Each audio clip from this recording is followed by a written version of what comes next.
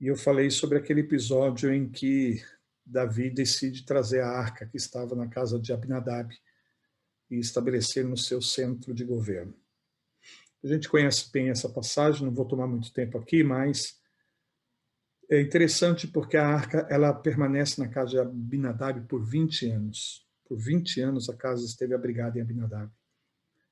Seus filhos, Uzá e Aiô, cresceram ali com a presença da arca naquela casa. E durante esses 20 anos, nós não temos nenhum incidente na casa de Obed-edom.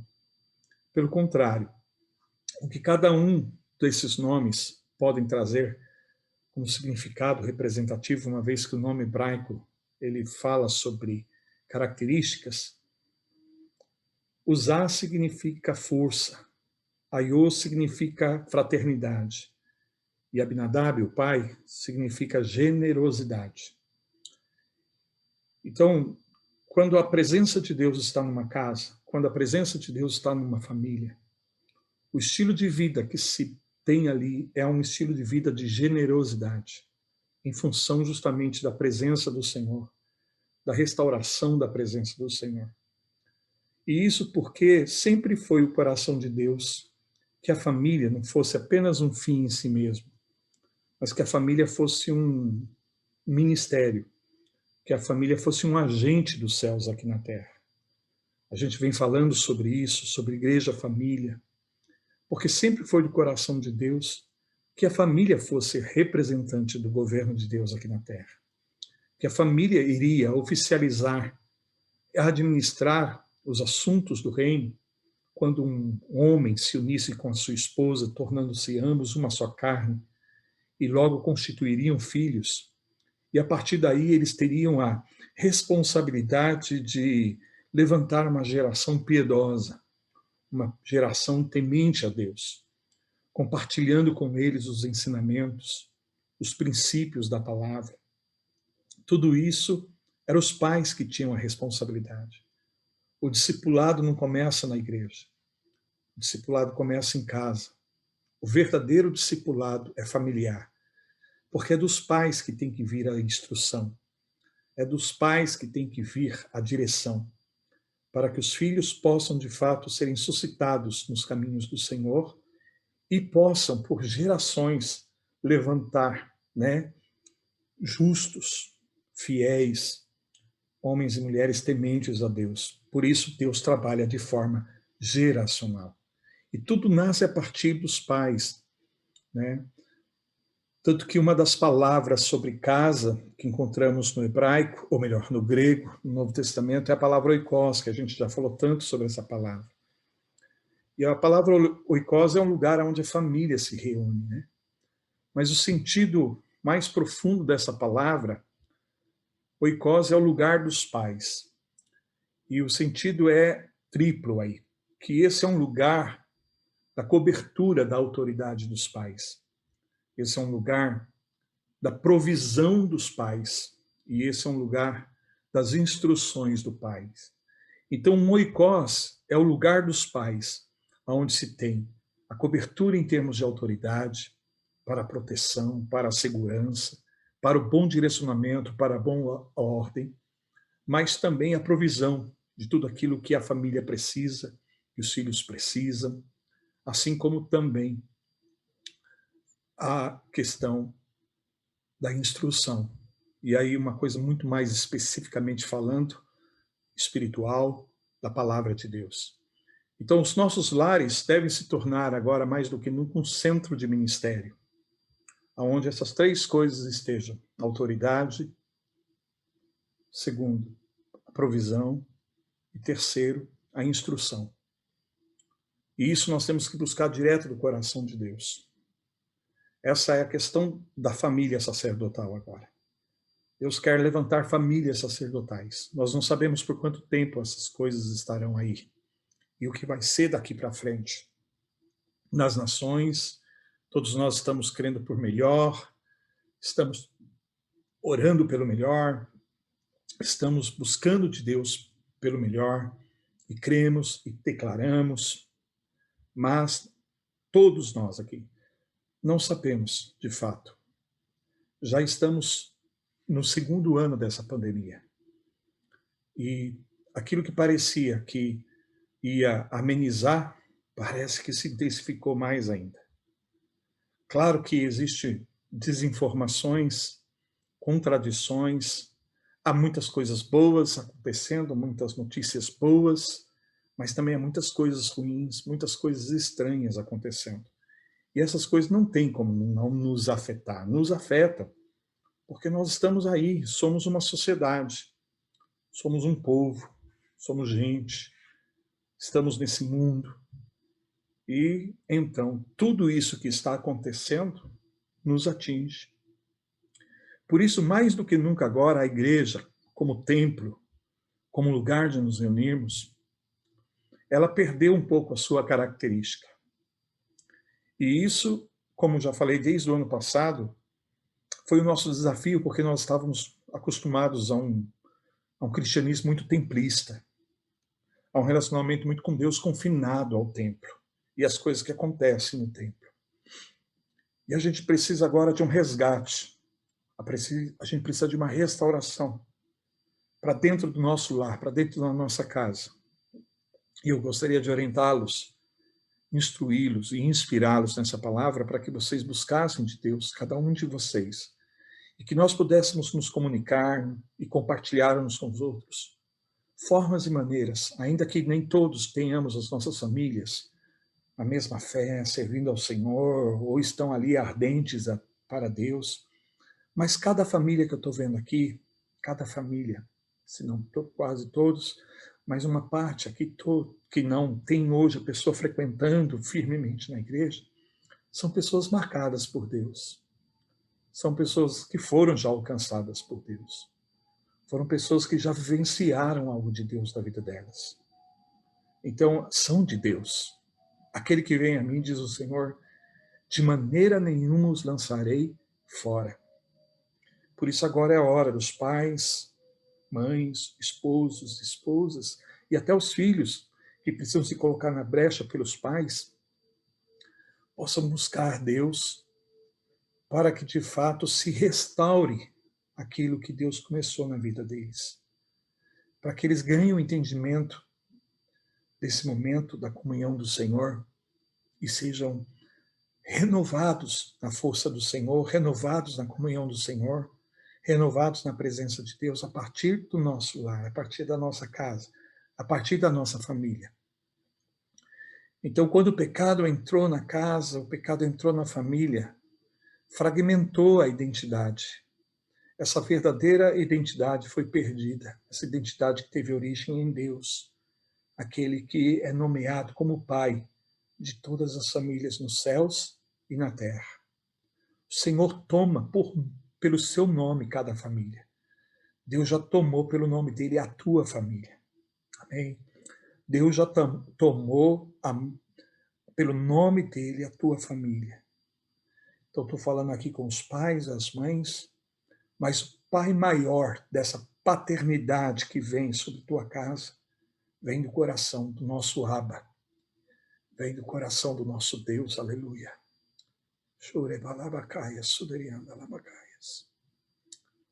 Vem do coração de Deus. E é desse coração que a gente vai restaurar esse sacerdócio dentro da nossa casa, do nosso lar, para que se restaure o temor da presença de Deus, para que se restaure a ordem divina no lar, na família. Porque creio, querido, se vai vir um avivamento, e vai vir, e virá, e espero que seja nessa geração e que sejamos parte disso, vai vir da família. Vai vir famílias restauradas, famílias sacerdotais, onde a generosidade está ali por causa da presença de Deus, a força da autoridade e também a fraternidade, a comunhão, a harmonia, a unidade. São três coisas importantes que nós podemos identificar na casa daqueles que abrigaram a arca por 20 dias, por 20 anos. O pecado corrompeu a identidade. E uma vez que a identidade se corrompe, a gente perde a função. a função fica comprometida. Pai, a mãe, papel de cada um, a responsabilidade de cada um, a posição dos filhos também, como parte dessa família.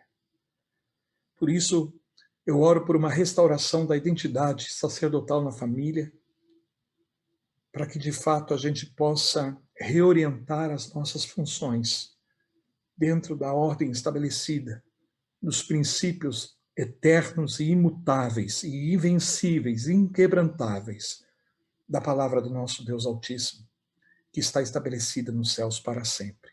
É de acordo com essa palavra estabelecida, em nome de Jesus. Um dia Davi entendeu algo que creio que foi um mover do Espírito Santo no coração dele, de trazer a arca da casa de Abinadab para a sua cidade. Bom, ele estava bastante animado com essa ideia. E o que ele iria fazer, todos nós sabemos da importância do significado profético dessa trajetória, porque as coisas jamais seriam as mesmas. Isso seria algo extremamente significativo no contexto histórico dos propósitos eternos de Deus, concernentes aqui à sua obra, ao seu reino na terra. A coisa que Davi fez ali, que ele começa a fazer naquele dia, ele não faz, e diz respeito apenas a Jerusalém, a Israel, a uma região, a um território. Mas isso tem a ver com gerações, isso tem a ver com tempos que se alinham ao kairós de Deus, porque Deus tem um desígnio estabelecido para dentro do tempo. Então, o que Davi ia fazer tinha uma representação muito grande profética.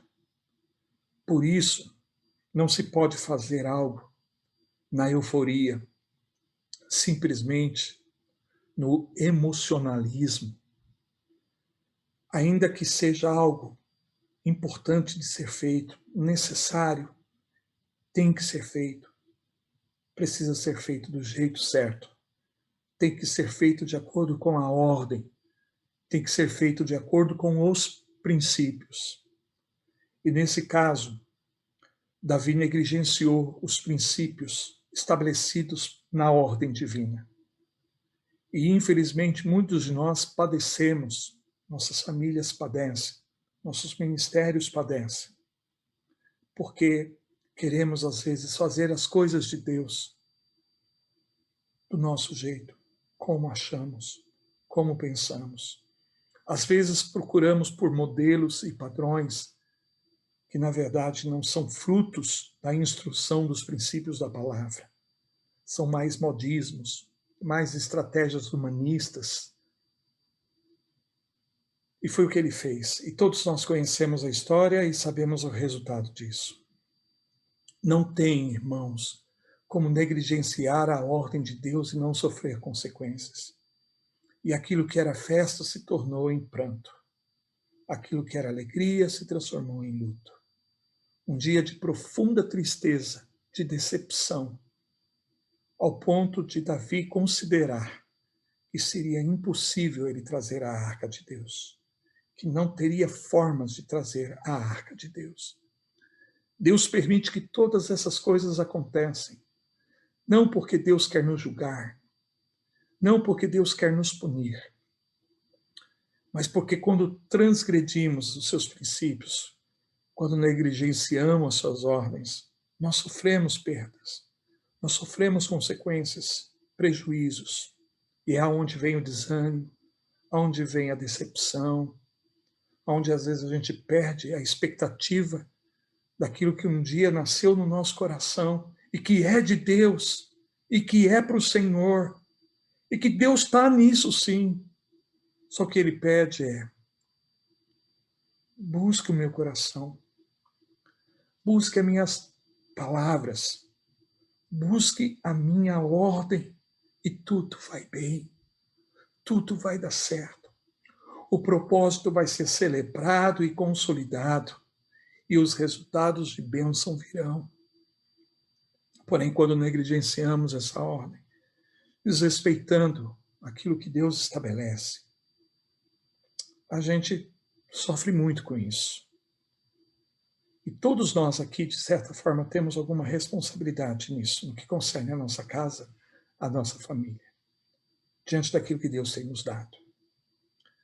Porém, Davi estava tão desanimado que ele desistiu, pelo menos provisoriamente. Mas Deus não desiste. Deus nunca desiste. E Ele pode fazer que uma coisa que tenha trabalhado para o nosso mal, para a nossa tristeza, em função das nossas negligências, da nossa obstinação, dos nossos impulsos, porque Davi estava muito bem intencionado, não há como negar isso. Mas não podemos só estar bem intencionados, nós precisamos estar bem instruídos na instrução dos céus, na instrução do Senhor. Então, observe que a casa de Obed-edom se torna um lugar de abrigo para a arca. Mais uma vez, a arca volta para um lar.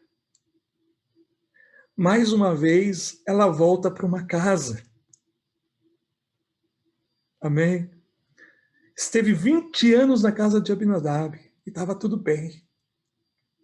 E agora, Obed-edom, servo de Edom, segundo o seu nome, não é de origem do povo de herança. Era filho de Obed, de Edom, servo de Edom. Edom é um deus filisteu, vocês sabem disso. Então o que acontece? Não eram os termos de Israel. Ele se expôs sua casa, expôs a sua família diante de um anúncio de morte, de destruição. Mas aceitou abrigar a arca do Senhor na sua casa. E deve tê-lo feito com muita humildade diante do Senhor.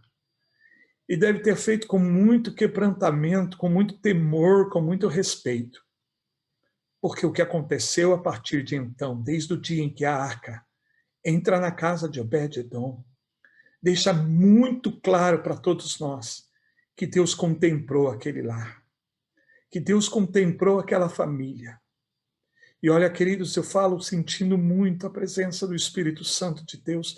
Deus quer contemplar o teu lar com a presença dele. Deus quer fazer da tua casa um lugar da presença do Senhor, da arca do Senhor. E sabe o que vai acontecer? Um Obed-edom desconhecido, alguém que não tinha valor para os filhos de Israel, alguém sem importância, sem notoriedade, começam a vivenciar um estado tão especial de favor de Deus pela restauração da presença do Senhor de novo numa casa, num lar, numa família, que tudo que Obed-edom tinha, era e possuía, Deus abençoou, Deus prosperou, Deus deu crescimento, Deus aumentou o favor dele naquela casa, Deus começou a engrandecer aquela família, aleluias. E com isso Deus começa a aumentar o nível de influência, até chegar o momento que alguém vem aos palácios do rei e o procura e diz: meu rei, está acontecendo um avivamento na casa de Obed-edom. Deus está ali. E é vida que tem ali. É bênção, não é morte, não. Não é destruição, não. Não é tristeza, não. É vida, é alegria, é celebração. Deus está naquela casa. Deus está com aquela família. E Davi, então, entende o coração de Deus. Sabe que o que Deus quer é abençoar e nunca amaldiçoar. Dar vida e nunca matar. Libertar, mas nunca condenar. Então o rei fala: vamos trazer a arca do Senhor, sim. Vamos trazer a arca do Senhor. E ele vai e consulta agora, não aos homens, mas ele consulta a Deus. Ele consulta os princípios.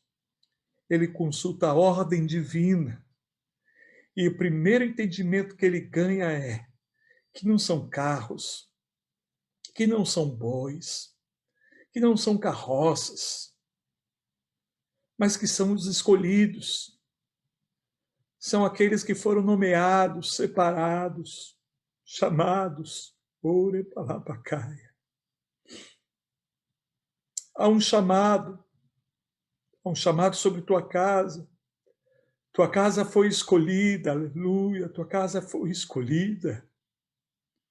Tua casa foi escolhida pelo Senhor para ser portadores dessa presença santa, da majestade, da glória. Um pedaço dos céus aí nessa casa, um pedaço do reino, do governo dos céus, da atmosfera do céu.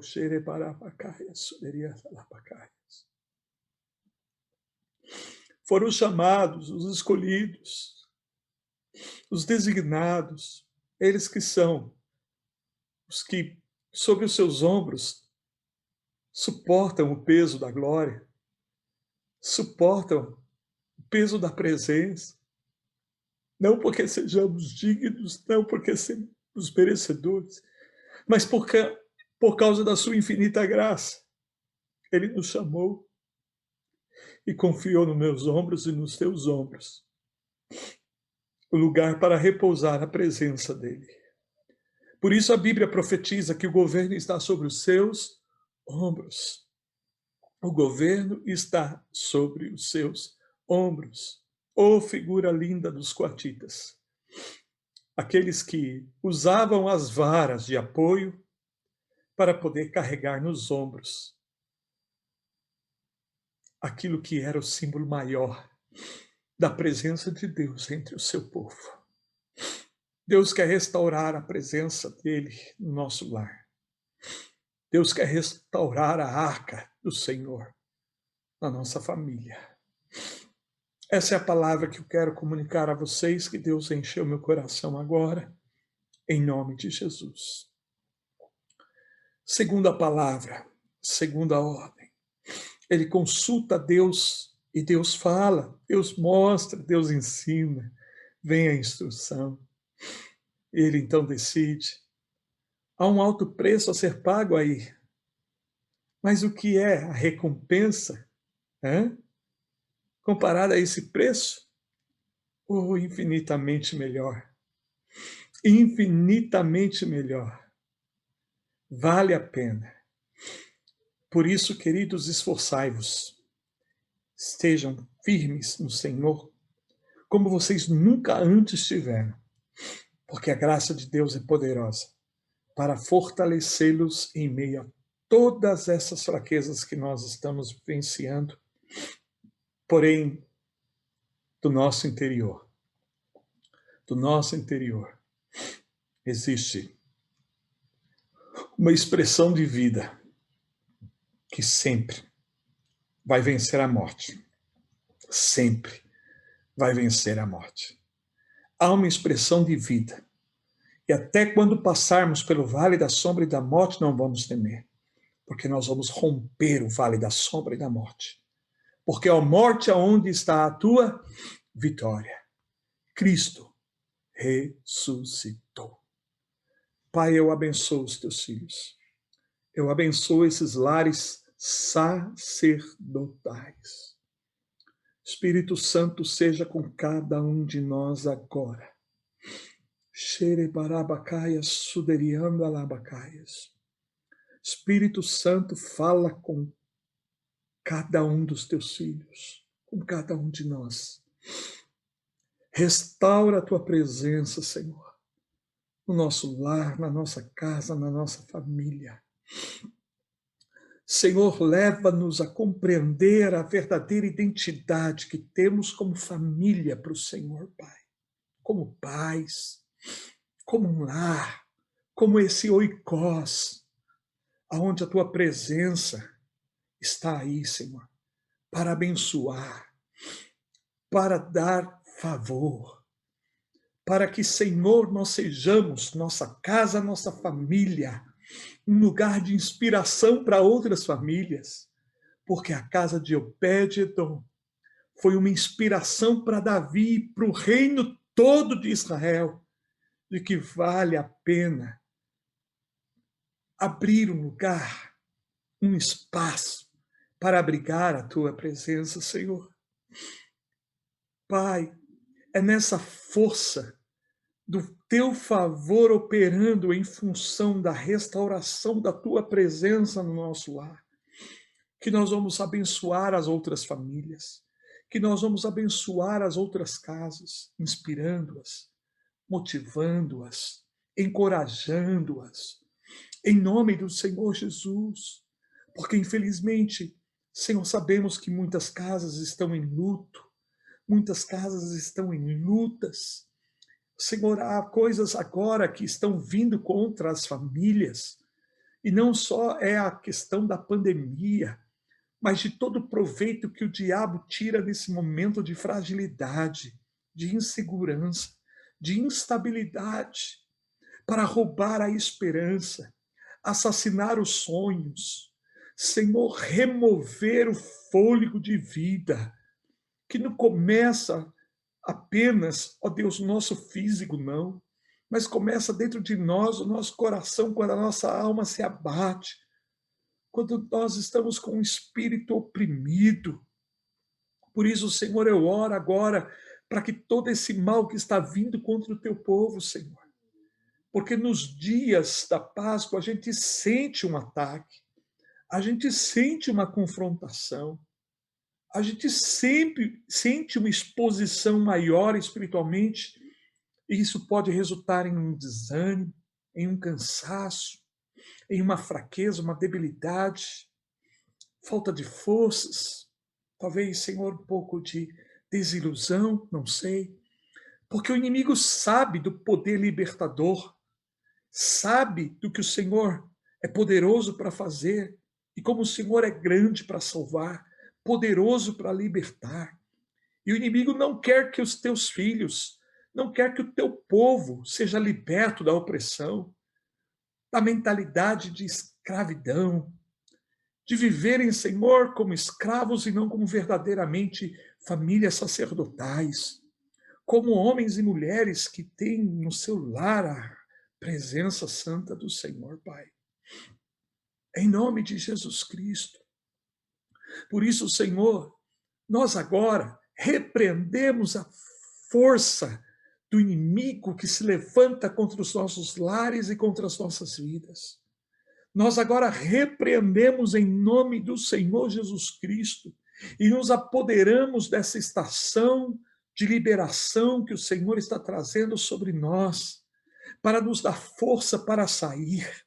A nossa Páscoa, a nossa passagem, Senhor, a nossa passagem de um estado para o outro, de uma condição de inferioridade, de opressão, de limitação, para, Senhor, um tempo novo, de possibilidades aonde veremos com mais intensidade a manifestação da tua glória, do teu poder, em meio ao seu povo, em meio aos seus filhos, em meio a essas casas, a essas famílias. Pai, eu oro e abençoo em nome de Jesus. Abençoo, Pai, dentro dessa palavra, assim como o Senhor abençoou a casa de Obed-edom, abençoa a casa dos teus filhos, Pai. Abençoa, Senhor, com saúde, com vida, com provisões. Senhor, mas abençoa principalmente com os recursos espirituais, as provisões espirituais que nos prepara, não de fora para dentro, mas que nos prepara de dentro para fora, Senhor. De dentro para fora, Senhor. Porque aí é que está o valor, aí é que está a essência, Pai. E o que está fora não é maior do que o que está dentro. O que está fora não é mais forte do que o que está dentro. O que está fora não tem mais poder do que aquilo que temos dentro de nós, Senhor. Pai, assim eu oro. E em nome de Jesus, o teu Filho amado, nosso Senhor, o nosso Salvador, o nosso Cordeiro Pascual, eu declaro Páscoa de bênção sobre as famílias, em nome de Jesus. E não só aqui, daqueles que estão comigo, mas de todas as famílias da plenitude de vida e de todas as famílias de Cristo nessa nação e nas nações da terra. Que sejamos um, mais do que nunca, assim como o Senhor é em Cristo e Cristo és em ti, ó Pai. Que sejamos um, unidos no Senhor, pelo teu Espírito, para que o mundo veja, a começar do Imbu, São Paulo, Brasil, a tua glória. Nós assim oramos, Senhor dos Exércitos, nosso Abba eterno, em nome de Jesus. Amém. Amém, Jesus. Glória a Deus. Aleluia.